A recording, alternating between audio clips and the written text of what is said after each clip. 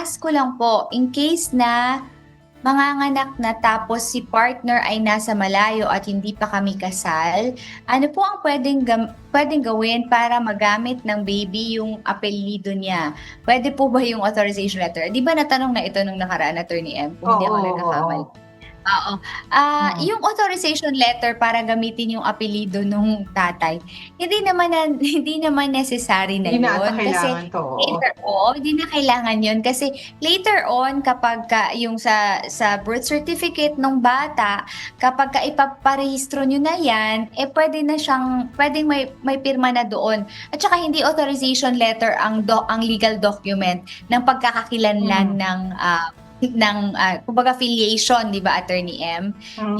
Yung Oo. pagkilala sa anak. Kasi Oo. kusa naman yun, Attorney Joey, 'no? So, kahit hindi kayo kasal, pwede naman pong Mm. ipa-apelyido yung bata doon sa tatay kahit hindi kayo kasal. So, kailangan lamang pumirma siya doon sa ano 'no, birth Birth certificate at kinikilala niya ako. So, hindi na kailangan ng authorization letter kasi, parang very transactional naman, Attorney Joey, 'no, kung may authorization letter. So, basta May pumirma siya sa birth authorization. certificate, 'di ba, ibig sabihin nun kinikilala niya yung bata bilang anak niya. So, yun lamang po, kausapin niyo po yung tatay po na kailangan niya pong pumirma doon sa birth certificate. Oo, Baka ang tapos iniisip niya kasi nasa malayo nga, nasa nasa malayo. malayo, Attorney Joey. Oo. Ipasulat Mm. nyo lang yung pangalan. Tapos kung kailan, syempre titingnan naman siguro niya yung kanyang anak, 'di ba, after.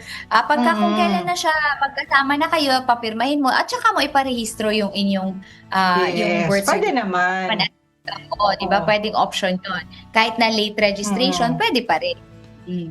Yes, oo. Ayun. Kasi wala namang ano, wala namang time limit yung pagpaparehistro, Attorney Joey, 'no. So, Correct. bagamat po Meron late ngang registration nagpaparehistro na, usually.